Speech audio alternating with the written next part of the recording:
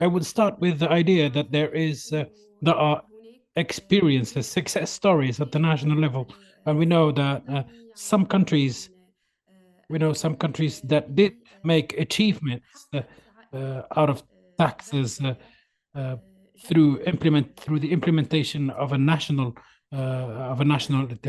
digital taxation regime or system. Uh, and now we move to Dr. Paulinus, who will talk to us about the Nigerian approach to digital economy taxation, and why did Nigeria reject the activation or implementation of the first pillar of OECD, and is it possible or to continue just by adopting a national uh, tax system without the rest of the mechanisms of tax cooperation, and what is going to make Nigeria capable of covering other issues like data collection and no dual taxation. I will give the floor to Dr. Paulinus. The floor is yours. Oh, okay. So I want to thank the organizers of this program, and I also want to thank the speakers that have made presentations before me. It's quite an interesting conversation going on here. Yeah, so it's quite important that we're having this kind of conversation, because Africa in particular is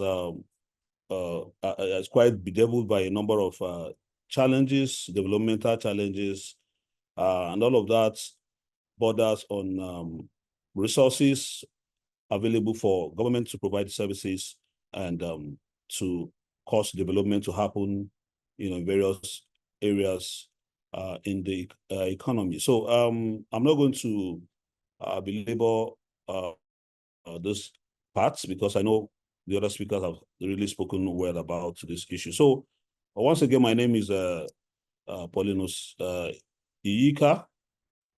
So I work for the Nigerian Revenue Organization, and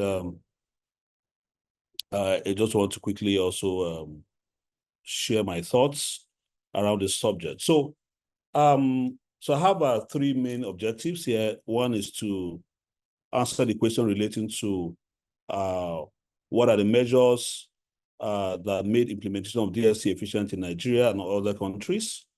I'd also look at why did Nigeria refuse to implement or refuse the implementation of the OECD framework, and what are its reservations about Pillar 1.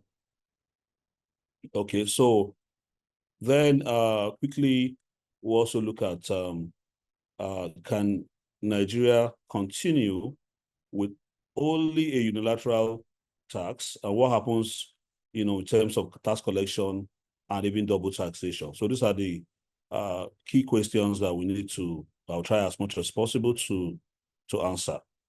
But first of all, I want to take a bit of dive into, okay, the African economy and how Africa digital space is evolving. We have data saying that by 2025, that's next year, that the IGDP refers to the internet-based GDP of Africa, is expected to grow between 5 to 6%,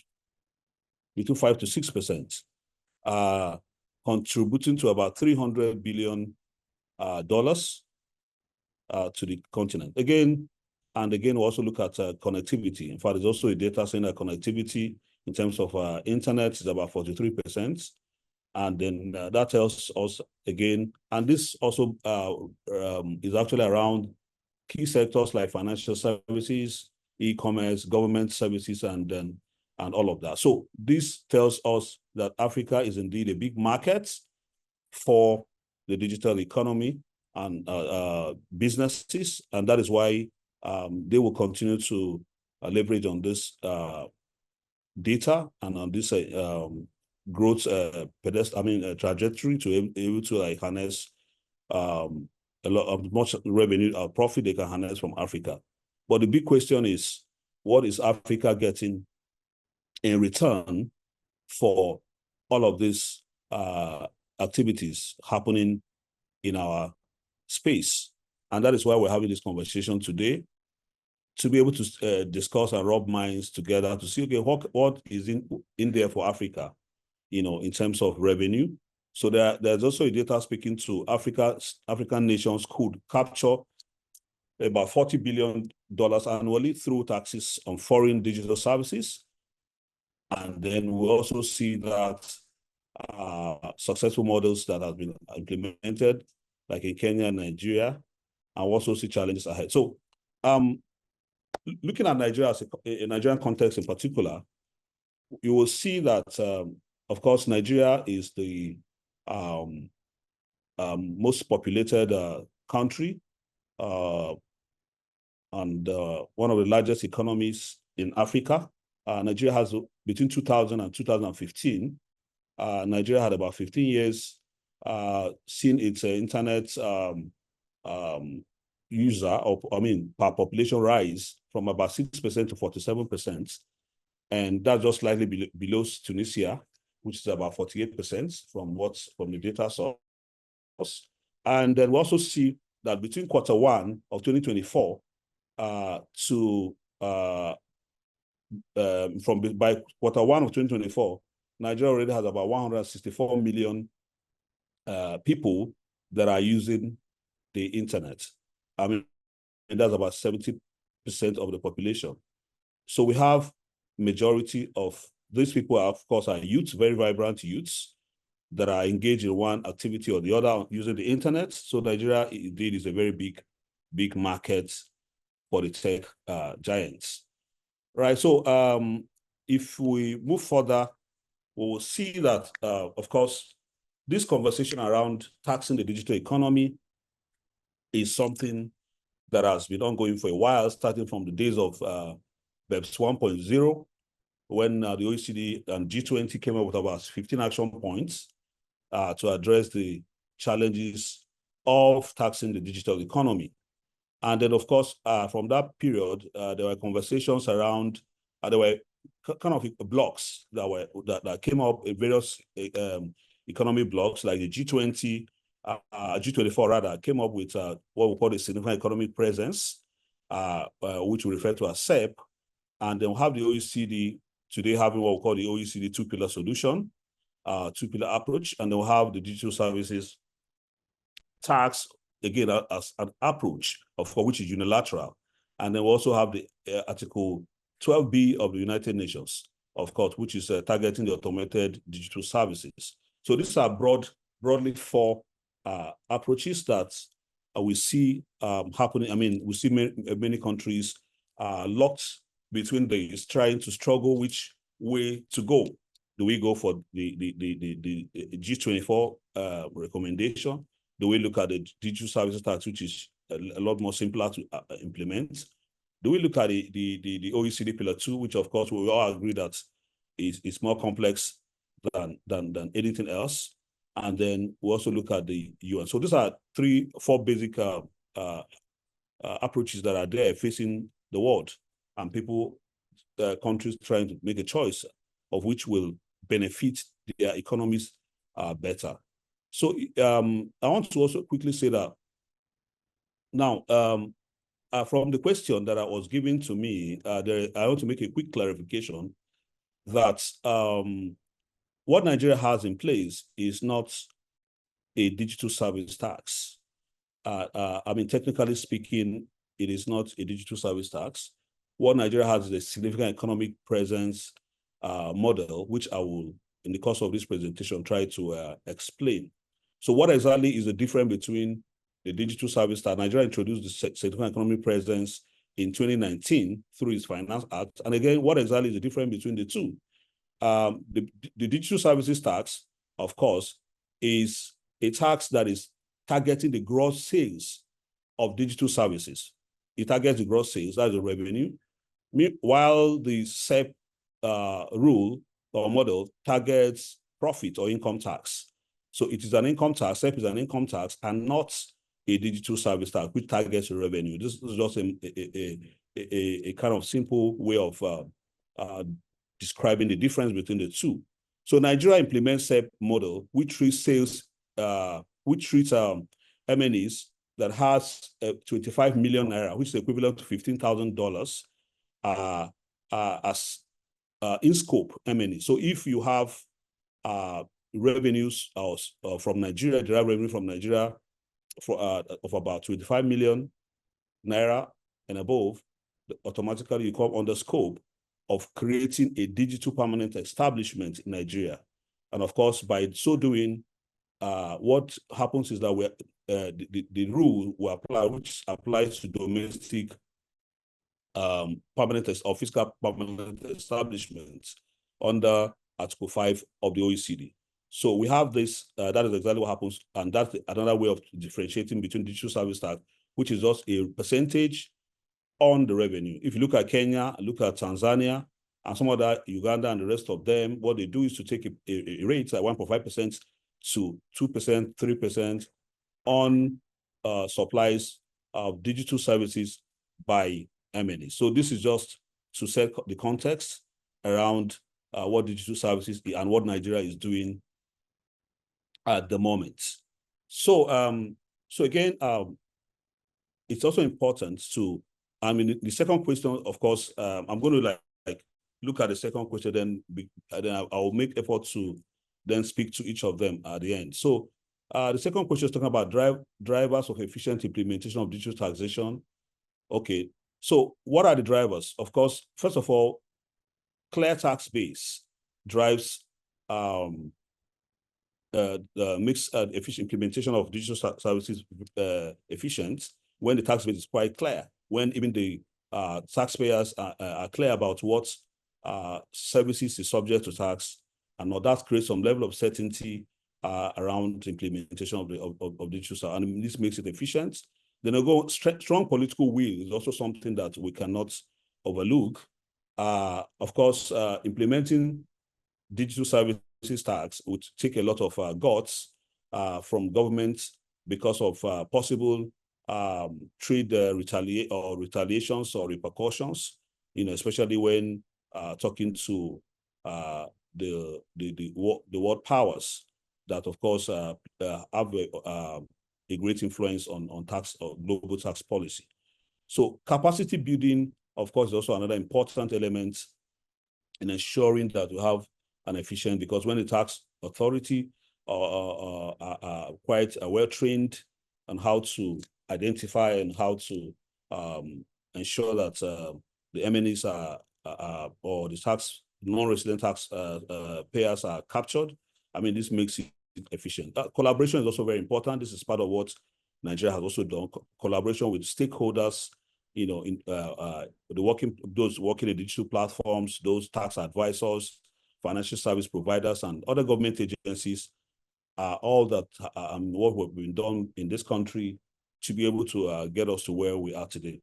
So again, so the next question will be, what are Nigeria's reservation about Pillar 1? So what exactly made Nigeria not to sign onto the OECD Pillar 1 or two-pillar solution, especially the Pillar 1?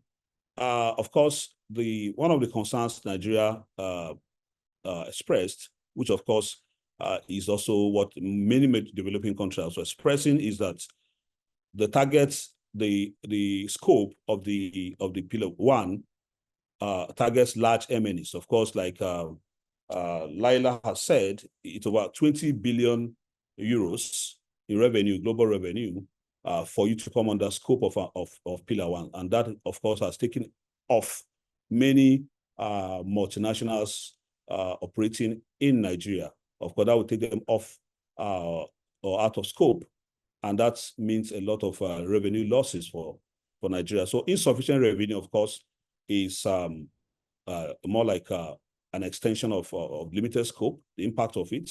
then capacity constraint, because remember, one of the challenges of the two-pillar solution is the complexity of implementation in terms of administrative complexity, technical complexity, and even resource challenge, and that, of course, is a big issue for developing countries that are struggling with the meager resources they have, and which, of course, they want to prioritize other areas rather than just committing the resources to pursuing taxes. So now sovereignty concerns is also a very key issue. That was one of the key issues that Nigeria considered.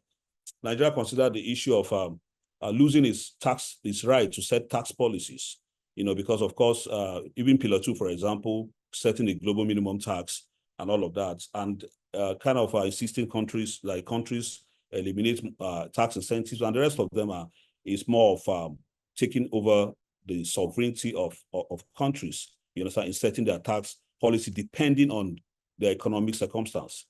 So another challenge again is mandatory binding arbitration.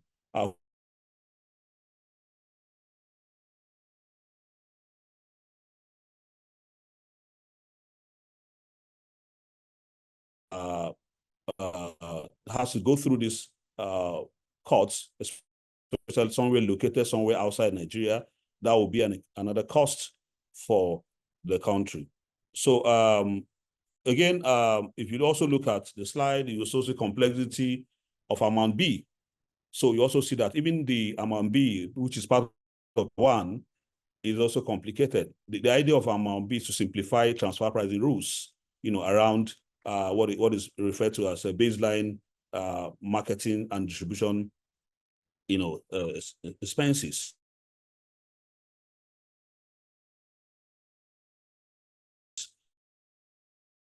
That's one of the reasons why Nigeria decided to consider already the rule that we have in place. I remember before the issue of signature, Nigeria had already started implementing our civil economic presence rule, and then it became a bit of a challenge to do away with what you have when you are not sure of what is ahead. So that is very important to note. Then looking at the last question, which talks about, can Nigeria continue with only a unilateral measure, which is SEP in this case, and then what happens to cooperation in data collection and double taxation or risk of double taxation? So in this case, I want to also quickly also just discuss a bit of what SEP is and how SEP will interact with even the OECD Pillar 1. So if you look at the question, the first part of the question, the answer to that question is yes. Nigeria's SEP can actually coexist with the OECD Pillar 1. Let me explain what that means. If you look at the OECD, Pillar 1 model, an attempt was made to define what the DST is. If you look at the multilateral convention to implement Amount A, there's a clear definition of what the DST means. So DST targets only MNEs supplying digital services. So in other words, a DST ring-fences MNEs.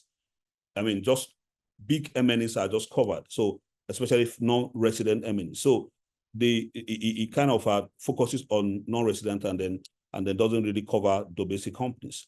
Then a DSC also uses a market-based criteria, which is source-based or location of customer or users. So in this case, like, of course, DSC targets the revenue generated from source, of course, and this is one of the three criteria the OECD has said to say any rule, any unilateral measure that any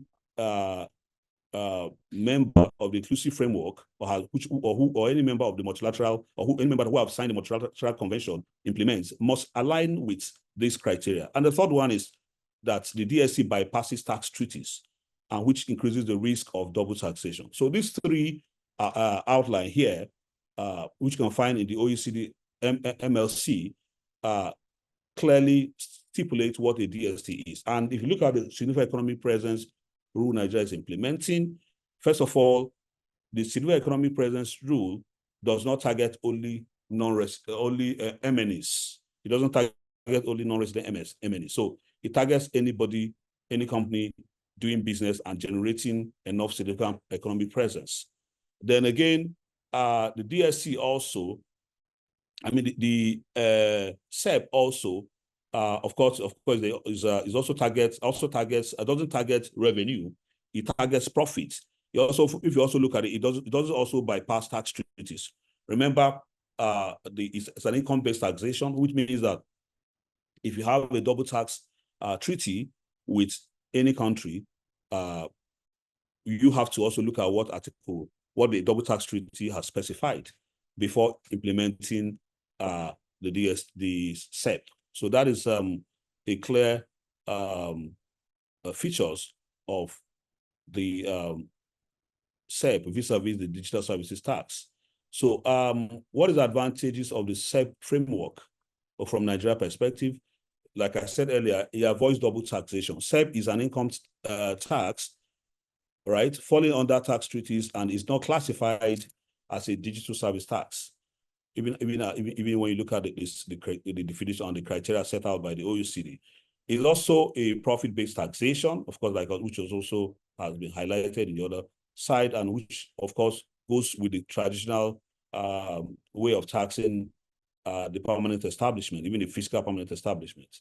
And if you also look at it, SEP also has a broad scope, of course, which is far lower than Pillar 1. This looks at companies that have about $15,000 revenue. So that goes down to the lowest of them all. So it doesn't target those MNEs that are probably located in jurisdictions that will want to raise some eyebrows around its implementation.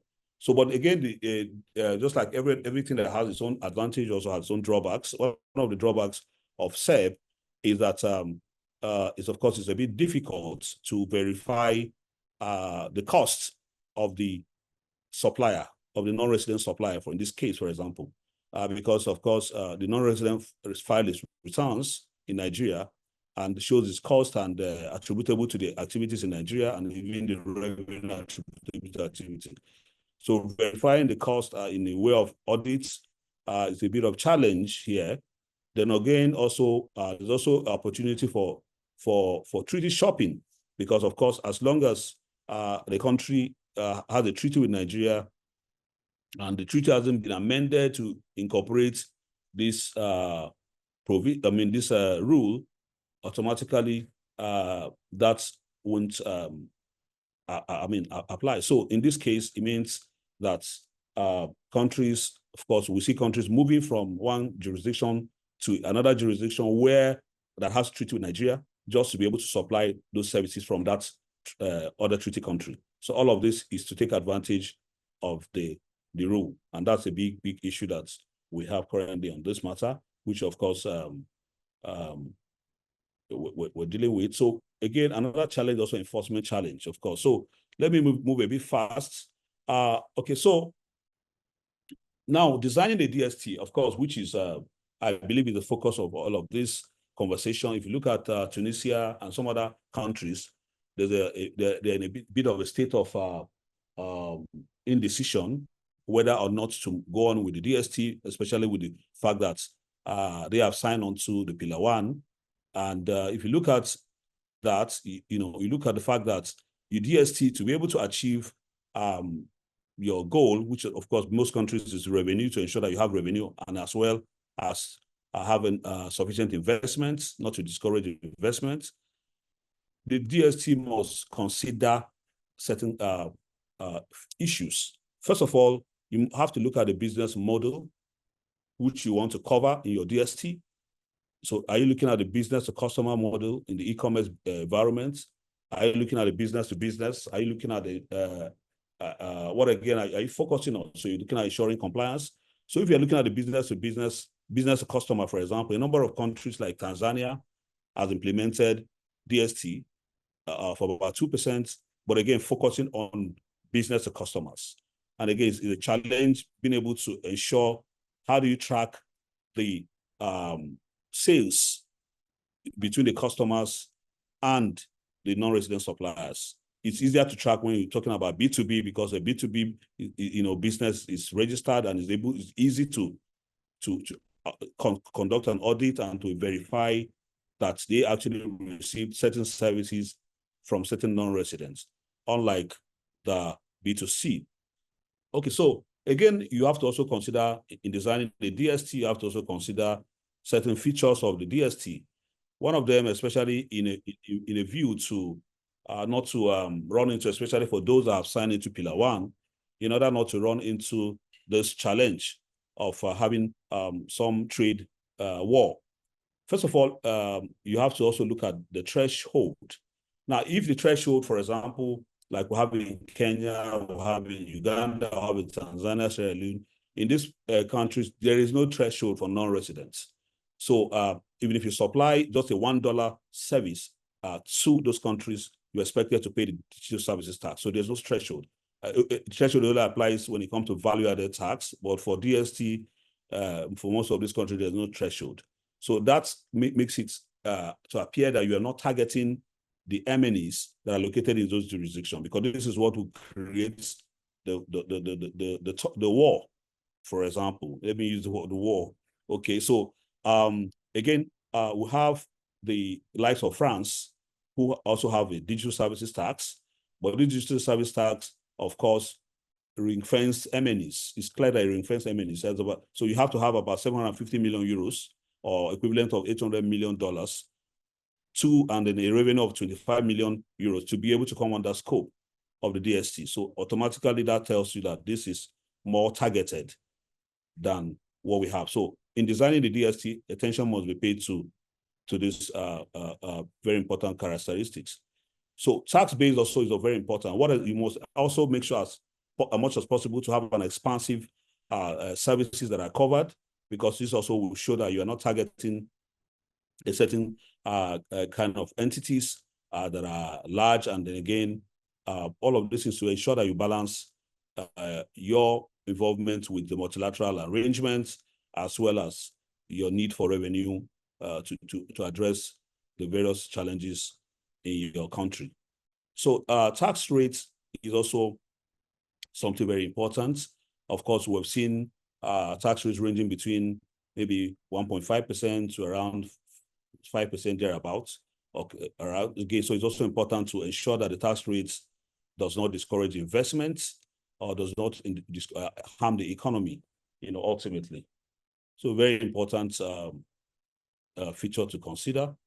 Okay, so yeah, so I'll move on to the pros and cons of DST. Of course, like I also mentioned, it can also generate significant revenue from DST. Like Laila showed what's happened in some country that generated so much revenue from, I think, Kenya, so much revenue from DST, right? So that tells you a lot of potentials that we have in this particular implementing this particular rule. Then again, one of the key disadvantages is enforcement. There's a challenge, especially around African countries where there's challenges of infrastructure, digital infrastructure, or low capacity for low tax administration capacity, and all of that. So all of these things are likely going to hamper implementation of DST, okay, as a disadvantage. Okay, so I'm drawing towards conclusion here. So it's important to also look at countries. It's important that countries balance their local needs with global solution. So it's very important that you consider what do you need as a country, and to what extent are you ready to cede your rights, or are you ready to sacrifice your revenue to other countries in order to appear to be in the good books of those countries. All right, so that's also very important. And again, we're looking at the digital taxation future. The future of digital taxation will likely involve more comprehensive framework integrating both local needs and international cooperation. Like we have happening today. The United Nations, task coming up with a task convention, which of course has been agreed that United Nations is a better platform because of inclusivity and other factors that have been considered. So it's also important. I see digital taxation going in this direction. Countries looking for better ways to optimize optimize the benefits. So it's also important to strengthen local infrastructure, whether you're going for unilateral measure or you're going for multilateral measure. Important thing is you need to also have advanced infrastructure to be able to address the issues of compliance. Again, I'll conclude again by saying that unlike DST, that is often seen to target large MNEs, African countries can take a hybrid approach that covers both MNEs and other entities that create significant economic presence, right? This will ensure a broader tax base without conflicting with the OECD anti-based DST stance. So again, African countries should invest in digital tax administration systems, like we see happening in a number of countries that have invested heavily on the softwares that enable them simplify the filing and registration process and the filing process, even the payment process for the non-resident suppliers. So this is also very important for African countries to consider while choosing whatever approach they have chosen. So I'll also conclude by showing this diagram. This is more like the whole the whole battle. All right. So this is showing the big the figure there, and everybody is just looking at what is in there for me, what is in there for my country. So as you ponder over this issue of digital taxation, especially in Tunisia, you must pay attention to balancing the issue of the policy and the revenue that ultimately will accrue to your country. So, and that will be my closing. I'll be closing at this point. So thank you very much for the opportunity once again. Thank you. Thank you very much, Doctor, for this presentation, your experience about digital field. And thank you very much for clarifying the difference between direct taxation on digital services and the model that Nigeria adopted. And here, of course, I'd love to quote from Khawla, which is imposing a taxation according to the residual size. And maybe the most important thing here is to choose the national taxation on digital services versus the multilateral, let's say, taxation system, which has to do a lot with politics and the importance of the frameworks for these taxation systems and global taxation systems, and maybe the African countries. Maybe the African countries can be contributors to the establishment and the designing of these taxation systems. So I'd like to thank you for this presentation. Thank you for the recommendations you've shared with us about the terms and conditions for an effective taxation system on the digital economy, including an identified taxation system, tax base, also the importance of calculating whether the users and the consumers can use this tax for their benefits or no.